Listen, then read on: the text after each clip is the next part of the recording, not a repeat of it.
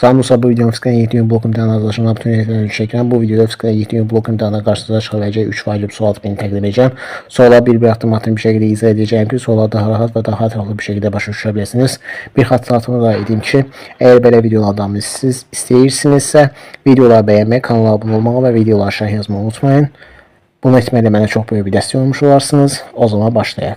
İlk öncə birinci sorumuza 27-ci soruna başlayaq. Kütləsi 32 qram olan metanda nə qədər hidrogen atomu vardır? Na bərabər 6 bölü 10 molsun mənfi, M də bərabər 0,16 kg/mol mol. Biz ilk öncə bunu hesablamaq üçün nə edirik? Birinci burada tapılan mühürü, yəni maddə miqdarı. Maddə miqdarı bərabərdir M bölünsün M. M bölünsün M. M nə qədərdir? Bize burada verilir 32 gram. Ama indi burada bir şey var ki molar kütlede 0,16 kilogram mol olduğuna göre, yani burada kilogram olduğuna göre biz burada gram çeviri kilogramı, yani olursa 0,32 kilogram, 0,32 kilogram. Bunu bölüm neye? Molar kütle, yani 0,16'ya. 0,16'ya burada bölürəm. 0,16. 0,32 0,16'ya böləndə buna eksi gəlir, qalır burada 2. Yəni maddə miqdarı nə qədər olur? 2'ye bərabər olmuş olur. Burada da deməli burada tapdı 2. Yəni burada soruşur 2 mol CH'dır. Yəni burada 2 mol metandan burada söhbət gedir. Bizə də burada soruşduğu şey nədir? Nə qədər hidrogen atomu vardır? Yəni hidrogen atomları sayını bizdən soruşur. Bizim bir düsturumuz var. M bərabərdir M bölünsün Na. N də burada tapmış olsa, yəni həm bu N'i tapmış olsa M bərabərdir MU-NA'ya. Bu neyin düsturudur? Yəni etan molekuların sayını düsturur. Amma bizdən hidrogen atomu soruşsun, biz burada hidrogen atomları sayını yazırıq. Hidrogen atomları sayını yazırıq. Məsələn, diyor ki bizdən burada soruşduğu nədir? Hidrogen atomlarının sayı. Elə deyil mi? Onda biz buradan tapırıq nəyi? Deməli NH. NH da bərabər nəyə? M vurulsun, Na vurulsun hidrogen atomlarının sayını. Yəni 4'e. O da bərabərdir. M nə qədərdir? 2'dir. Vurulsun. Na nə qədərdir? 6 bölü 10 üstü 23. 6 bölü 10 üstü 23. Vurulsun. Hidrogen atomlarının sayı 4'dür. Vurulsun 4'e. 4'ü 2'ye vuralım. Nə qədər edir? 8. 8'de 6'ya vuram edir? 48. 48 ve 10 üstü 23. 48 ve 10 üstü 23'ü belə yazıram. 48 nədir? 4.8 vurulsun 10. 4.8 vurulsun 10. Değil mi? Vurulsun neçə? 10 üstü 23. O da bərabərdir. O da bərabərdir. 4.8 vurulsun. Onu 10 üstü 23'e vurandı. Bu da bize verir 10 üstü 24. 10 üstü 24. Yani cevabımız oluyor 4.8 ve 10 üstü 24. O da hansı variantda var? 4.8 ve 10 üstü 24. Yani Y variantı olmuş olur. Yani bir dənə sonra bir dənə təkrar izah eləmiş olsa, birinci burada tapılan maddi miqdarı, yəni mü'dür. Mü'də tapanda mü bərabərdir M bölünsün M, yəni 0,32 bölü 0,16. Bunlar burada eksi gelir, qalır burada 2. 0,32'ni niye yazdım? Çünkü burada M bərabər 0,16 kilogram bölünsün moldur. Burada da gram verildiği için gramı çeviren kilograma. Yani bu da olur 0,32. Deməli burada 2 mol etandan söhbət gedir. Bizdə də burada soruşur nəyi? Hidrogen atomlarının sayı. M bərabərdir M bölünsün Na, N də bərabərdir MU-NA. Hidrogen atomlarından söhbət getdiyi üçün biz burada MU-NA'ya vurur və bir də bunu hidrogen atomlarının sayına, yəni 4'e vurur. Çünki CH4'də 4 dənə hidrogen atomu olduğu üçün. MU neçədir? 2 moldur. Yeni yazırıq 2. Na 6 bölü 10 23. Hidrogen atomlarının sayı da 4'dür. Deməli vuruq 4'e. Ve buradan da 2 ve 6, 12, 12'de 4'e vardı 48, 48'de vurur 10 üstü 23'e. Burada 4.8, 10 bırak 10 üstü 23 deməkdir ve buradan alınır 4.8 ve 10 üstü 24. Yani burada cevabımız olacak 4.8 olsun 10 üstü 24, yani Y variantı olmuş olacak. İndi keçelim növbəti sorumuza. 28-ci sorumuzdan 40-cı soruna davam edir. Dəmir materialda olan bərk cismi 20 derece Celsius temperaturu suya daxil edir. Sistemin qarlaşımı temperaturu 60 derece Celsius olmuştur. Hansı ifadələri doğrudur? Molekularındakı məsafə artır, azalır, dəyişmir. Bir də həcm artır və azalır. Biz indi burada baxar görək hansı ifadələr doğrudur. Birinci biz burada baxaq nəyə? Birinci burada bir temperatur var və bu temperaturun göstərişi nə qədərdir? 20 derece Celsius'a bərabərdir. Və biz də burada görürük ki, bu nə ölçü? Suyu ölçü. Deməli suyun temperaturu nə qədərdir? 20 derece Celsius'dir. Sonra baxıram görürəm ki 20 derece Celsius'dan artıb neçə? 60 derece Celsius. Deməli fərq nə qədərdir? 40 derece Celsius. Yəni 40 derece Celsius artıb. Bəs bunun 40 derece Celsius artması səbəbi nədir? Həm bu bərk cisim. Deməli həm bu bərk cismin temperaturu 40 derece Celsius imiş ki, həm bu 20 derece Celsius temperatura saldıqda, yəni suya saldıqda 20 ilə 40 toplanır, olur neçə? Son temperatur 60 derece Celsius'a bərabər olmuş olur. İndi burada bir şey var ki, mən əgər isti bərk cismi, yəni 40 derece Celsius bərk cismi isti suya, yəni 20 derece Celsius temperaturu suya salamsa, bu bərk cisimdə olan həm bu temperatur suya ötürülür. Yəni baxıram nəyə? İlkin halda burada yazıram su, buraya yazıram nə? Bərk cisim. Bərk. Görürəm ki, ilkin halda suyun temperaturu nə qədərdir? 20'dir. Back qismin temperaturu nə qədərdir? 40-dır.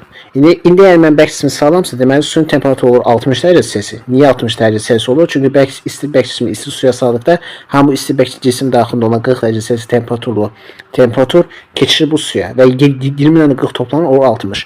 Və burada da 40 dərəcə Celsius temperatur əgər ayrılırsa, deməli son halda back qismin temperaturu olur neçə? 0 dərəcə Celsius. Bizə də burada soruşduğu nədir? Back qismin temperaturu. Yəni hansı ifadə doğru? Yəni söhbət burada back qismindən gedir. Biz də bilirik ki, back qismin temperaturu əvvəl 40 idi, sonra düşdü 0-a. Deməli 40 dərəcə Celsius nə oldu? Azalma var. Azalma var. Yəni qısaca temperatur nə olub? Azalıb. İndi mən burada back qismi üçün deməli PV bərabərdir müəyyən düzsünü yazıram. PV bərabərdir müəyyən düzsünü buradan yazıram.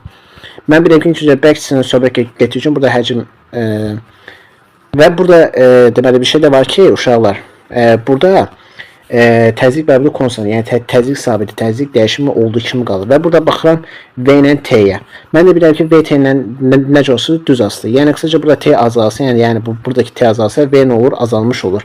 V-in də azalması nə deməkdir? V-in azalması yəni cismin həcminin kiçilməsi deməkdir. Cismin həcminin kiçiləndə molekul arasındakı məsafə azalır. Çünki biz bilirik ki, molekul arasındakı məsafə həcmlə düz mütənasibdir. Yəni həcm azalsa, molekul arasındakı məsafə də azalmalıdır. Ona görə burada cavabımız olacaq nə? Molekul arasındakı məsafə azalar, yəni 2, bir də həcm azalar, yəni 5. 2, 5 hansı variantda var? D variantında var. Yəni cavabımız olacaq burada D variantı. Sonra bir dənə təkrar izləyilmiş olsa, birinci biz burada baxırıq nəyə? Suyun temperaturu nə qədərdir? 20 dərəcə Celsius. Çünki termometrin göstəricisi 20-dir. Sonra nə olub? 20-dən 60-a artıb. Yəni 40 dərəcə Celsius artıb. 40 dərəcə Celsius artması səbəbi həm bu back cisim. Biz də bilirik ki, isti back cisimi isti suyun içərisində salırsa, həm bu back cismin içərisində olan 40 dərəcə Celsius temperatur keçir nəyə? Suyun tərkibinə. Onda biz belə bir cədvəl qururuq ki, su və back, suyun temperaturu nə qədərdir? 20 dərəcə Celsius, back cismin temperaturu nə qədərdir? 40 dərəcə Celsius. Əgər biz 40 dərəcə Celsius temperaturlu back cismin suyun içərisində salırsa, deməli 40 dərəcə Celsius temperatur keçir nəyə? Suyun tərkibinə. Yəni 20 ilə 40 toplanır, olur sonda 60 və 40 da back cisminə ayrıldığı üçün 40-dan da 40-a çıxır, olur neçə? 0. Deməli, back cismin temperaturu 40-dan 0-a, yəni 40 dərəcə Celsius azalmış olur. Yəni temperatur qısaca azalır. PV də bərabərdir müəyyən təzyiq orası sabit olduğu kimi qalır. Temperatur azalsa, deməli həcm də azalır. Həcmin azalması nə deməkdir? Həmin o back cismin içərisində olan molekul arasındakı məsafənin azalması deməkdir. Ona görə burada cavab olacaq nə? Molekul arasındakı məsafə azalar, yəni 2, bir də həcm azalar, yəni 5. Yəni cavabımız olacaq burada 2, 5, yəni D variantı. İndi keçək növbəti sualımıza. Son olaraq 3-cü sualımıza 25-ci sualına davam. İçərisində qaz olan kolba maye manometr ilə birləşdirilmişdir. Kolba su olan qaba salındıqdan sonra manometrin göstəriciləri kolbadakı qaz hücrə hansı ifadə edir? Doğrudur. Biz ilk öncə baxırıq burada nəyə? Birinci burada görürəm ki, ilk adım mayədən səviyyəyə indi. Sonra görürəm ki, bu mayenin səviyyəsi yuxarı qalxıb, bu mayenin səviyyəsi aşağı enib. Bu bir. İkincisi olaraq biz burada nəyə baxırıq? Kolba içərisində qaz var və həmin bu təzyiqə mən deyirəm nəyə? Yəni kolbada qaz var və bu qazın içərisində bir təzyiq var. Həmin bu təzyiqə deyirəm P qaz, yəni qazın təzyiqi. Buraya yazılan P qaz. Sonra buradan görürəm ki, mən nəyə baxıram? Görürəm ki, və burada bir dənə də havada olan təzyiq var. Yəni buna da deyiriz biz nə? P atmosfer təzyiq. Yəni havaya uyğun olan təzyiq. Bu da havada olan təzyiq girir həm bunun içərisinə və bu mayəni aşağı doğru sıxmış olur. Və bu mayəni aşağı doğru sıxanda həm bu maye nə olur? Yuxarı doğru qalxmış olur. Onda mən buradan deyə bilərəm ki, P atmosfer təzyiqi, yəni həm bu P atmosfer P qaz təzyiqindən böyükdür. Yəni yazılan bura P qaz. Niyə P atmosfer P qaz təzyiqindən böyükdür? Çünki P atmosfer təzyiqi P qaz təzyiqindən böyük olanda həm bu P atmosfer təzyiqi, həm bu P qaz təzyiqi üstəlik, yəni həm bu maye aşağı doğru sıxır və bu sıxılan maye yuxarı doğru qalxır ki, həm bu P qaz təzyiqi P atmosfer təzyiqindən kiçik olmuş olsun. Yəni qısaca buradan yazılır ki, P atmosfer təzyiqi böyükdür P qaz təzyiqindən. Yəni P qaz təzyiqi nə olur? Azalmış olur. P qaz kiçikdir, yəni azalır qısaca. Belə deyə bilərik. Onda mən PV bərabərdir müəyyən, yəni ideal qazın hal tənəyi düzsünü yazmış olan və mən də buradan bilirəm ki, əgər təzyiq azalırsa və biz də buradan bilirik ki, təzyiq temperaturu düz mütənasibdir, yəni təzyiq azalırsa temperatur da azalmış olur. Temperatur azalar da hansı variantda var burada? Baxırıq, qazın temperaturu azalmışdır, yəni B variantında var. Sonra təkrar izləyilmiş olsa, birinci biz burada baxırıq nəyə? Mayələr səviyyələri. Görürük ki, mayələr səviyyələri endi. Bu bir. İkincisi, deməli, kolbada qaz var. Bu qazın təzyiqinə mən nə deyirəm? P qaz, yəni qazın təzyiqi. Bir də xaricdə nə var? Havanın təzyiqi. Havanın təzyiqinə mən burada nə demiş olan? P atmosfer, yəni atmosfer təzyiqi. Mən də buradan bilirəm ki, əgər atmosfer və buradan da biz görmüş olduq ki, yəni bu mayın səviyyəsi aşağı doğru enir. Bax, buradakı mayın səviyyəsi aşağı doğru enir. Buradakı mayın səviyyəsi yuxarı doğru qalxır. Yəni mən buradan deyə bilərəm ki, atmosfer təzyiqi qazın təzyiqindən böyükdür ki, həm bu atmosfer təzyiqi bu qazın təzyiqini üstələyir, yəni bu mayını aşağı doğru çəkir və bu aşağı çəkilmiş mayı isə buradakı mayını yuxarıya qaldırır. Deməli buradan deyə bilərik ki, atmosfer təzyiqi həqiqətən də P qaz təzyiqindən böyük olmuş olur.